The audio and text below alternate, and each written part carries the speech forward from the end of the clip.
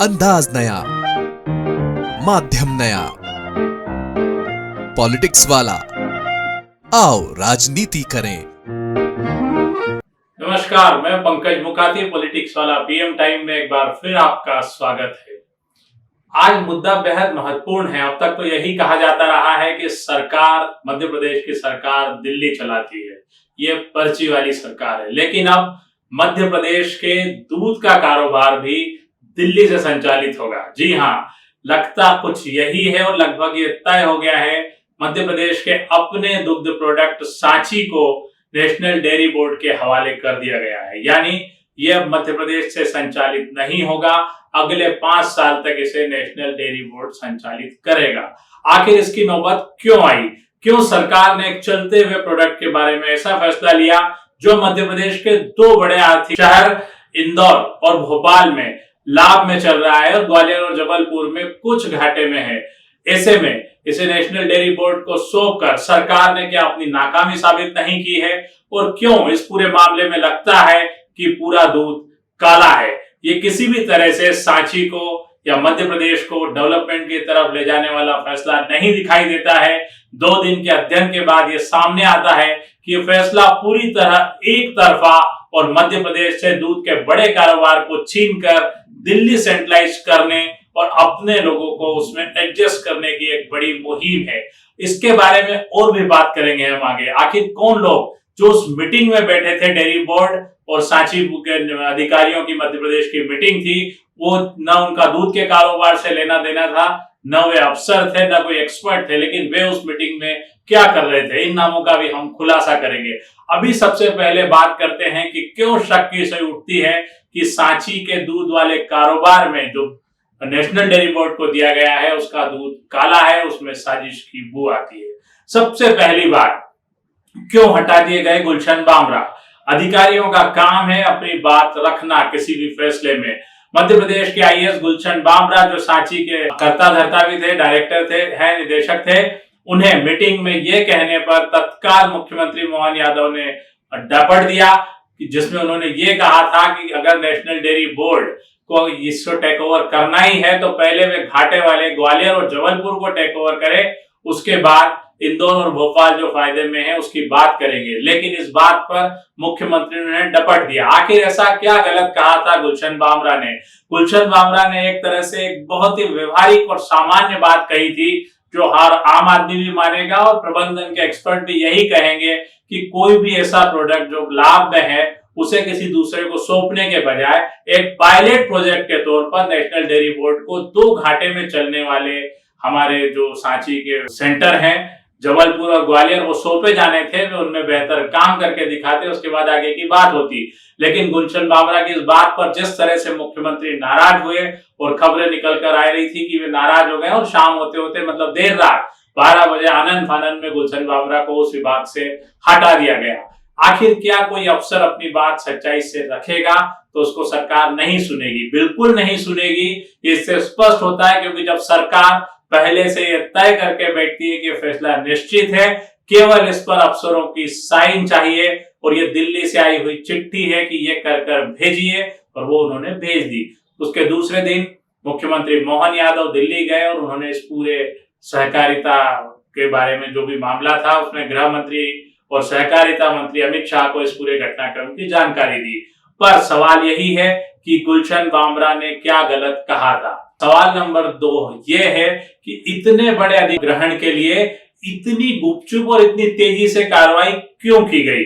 जुलाई में इसकी थोड़ी सी सुगबुगाहट सामने आई और सितंबर, यानी कि कुल मिलाकर 40 दिन भी नहीं हुए और ये पूरा मर्जर हो गया। मर्जर भी नहीं, मर्जर भी एक अलग चीज होती है, नेशनल डेयरी बोर्ड के हवाले कर दिया गया। न कोई सुनवाई, न कोई अपील, न लोगों से किसी तरह की मांग, न ही इसके पहले कोई प्रयास किए गए सुधारने के।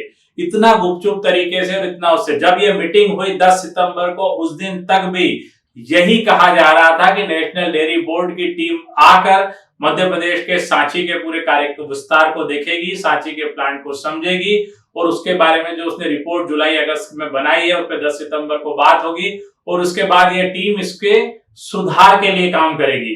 टीम का सुधार के लिए बात करना और उस पूरे प्रोडक्ट को किसी और को सौंप देना, यानी कि एक तरह से बेच देना, लीज पर दे देना, दो अलग अलग बातें। जब नेशनल डेयरी बोर्ड सुधार के लिए आया था तो सुधार के सुझाव दे सकता था, लेकिन नेशनल डेयरी बोर्ड को हवाले किए जाने की उसी दिन 10 तारीख को मोहर लग गई। आखिर क्यों इतनी जल्दबाजी में फैसला लिया गया, इस पर भी सवाल उठना वाजिब बात है। तीसरा बड़ा सवाल, ये किस तरह की मार्केटिंग का फंडा है। कोई भी प्रोडक्ट यदि नहीं चलता है, कोई कंपनी नहीं चलती है या थोड़ी बहुत उसको और आगे विस्तार देना होता है, तो प्रबंधन का छोटी सी दुकान चलाने वाला किराना व्यवसायी से लेकर बड़े IIM IIT के ग्रेजुएट भी ये जानते हैं कि इसके लिए उस प्रोडक्ट में सुधार किया जाता है, उसके लिए अच्छी कंपनियां, अच्छे लोगों को हायर किया जाता है ताकि वे उस प्रोडक्ट को और व्यवस्थित करें, मार्केट के अनुरूप बनाएं, उसे डेवलप करें और उसकी ब्रांडिंग और इमेज मेकिंग करें।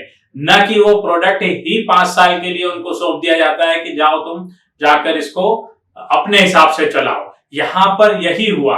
अगर आपको सांची से इतना ही प्यार था, आपको इसके ब्रांडिंग, प्रमोशन और इमेज की फिक्र थी और इसको आगे बढ़ाने की दिशा में ये काम करना था, जैसा कि मुख्यमंत्री मोहन यादव ये कह रहे हैं कि सांची की ब्रांडिंग, इमेज मेकिंग के लिए ये किया गया है, तो सांची की ब्रांडिंग और इमेज मेकिंग मुख्यमंत्री जी मध्य प्रदेश में ऐसी ही किसी कंपनी को बाहर से हायर करके जो इस काम की एक्सपर्ट होती की जा सकती थी।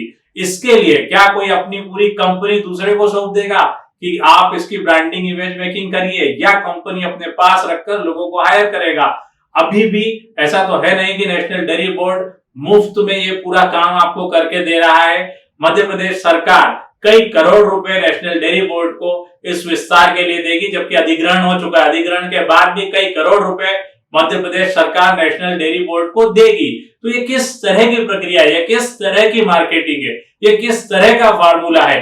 क्या ये कहीं गुजरात का अमूल फार्मूला? तो बिल्कुल नहीं है।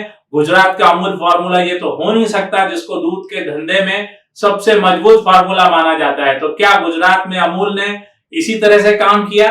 अब तक इस पूरी डील का कोई ड्राफ्ट सामने क्यों नहीं आया? अब तक इस पूरी डील का कोई पूरा ड्राफ्ट सामने नहीं आया, ये एक बड़ा सवाल उठाता है। आखिर उन कर्मचारियों का क्या होगा जो बरसों से सांची के साथ काम कर रहे हैं? इसके बारे में कोई स्पष्टता नहीं है। सांची ने जो पूरे प्रदेश में अपने काउंटर खोल रखे हैं, उन काउंटर्स का क्या होगा? उसको चलाने वाले लोगों की अब भूमिका क्या रहेगी? उनका जो जमा पूंजी है उसका क्या होगा?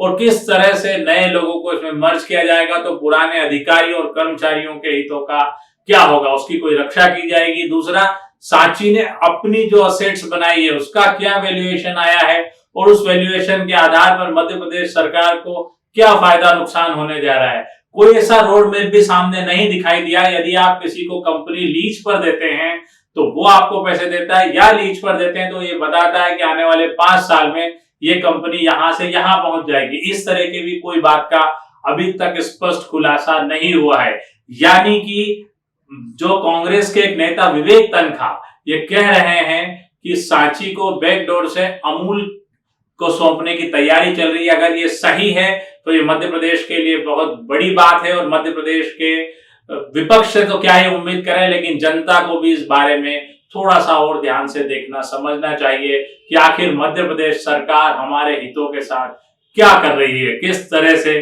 खिलवाड़ कर रही है। मुझे बड़ा आश्चर्य हुआ आज जब मुझे जानकारी मिली कि सांची जो मध्य प्रदेश का एक बहुत मिल्क प्रोडक्ट का इस्टेब्लिश ब्रांड है, मध्य प्रदेश की शान है, मध्य प्रदेश इस ब्रांड को ट्रस्ट करता है और ये ब्रांड घर घर तक पहुंचता है। उसको बहुत दिनों से अमूल टेक ओवर करने की कोशिश कर रहा था। अमूल गुजरात की एक ब्रांडेड कंपनी है।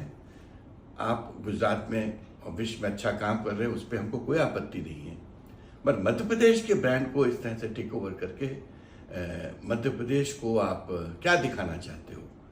मैं इसका ऑपोजिशन करता हूँ, मैं इसका विरोध करता हूँ, और इस प्रकार का अगर टेक ओवर मध्य प्रदेश की सरकार परमिट करेगी तो ये गुजरात के सामने घुटना टेकना हो जाएगा।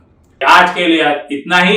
इसके अगले एपिसोड में हम आपको बताएंगे कि सांची की इस बदहाली के जिम्मेदार कौन है, और क्या उन लोगों को भी मध्य प्रदेश सरकार लीज पर दे देगी, या दिल्ली उनको लीज पर ले लेगी, या वो यहां बने रहेंगे, प्रदेश की बर्बादी होती रहेगी और हम अपने एक एक प्रोडक्ट को किसी और नेशनल इंडस्ट्री को सौंपते रहेंगे। थैंक यू, शुक्रिया। हमारे चैनल को लाइक और सब्सक्राइब जरूर करें।